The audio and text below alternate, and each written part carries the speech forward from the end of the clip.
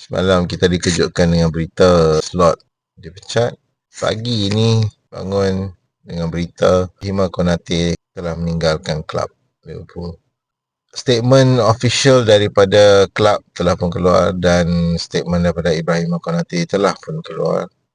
Jadi menandakan akhirnya satu drama sudah pun habis. Dan agak kecewa juga, tapi mungkin sesuatu yang patut, sebab dikatakan gaji yang diminta dipenuhi, tetapi add-on bonuses yang macam mungkin agak melampau dari permintaan side Konate lah, agents.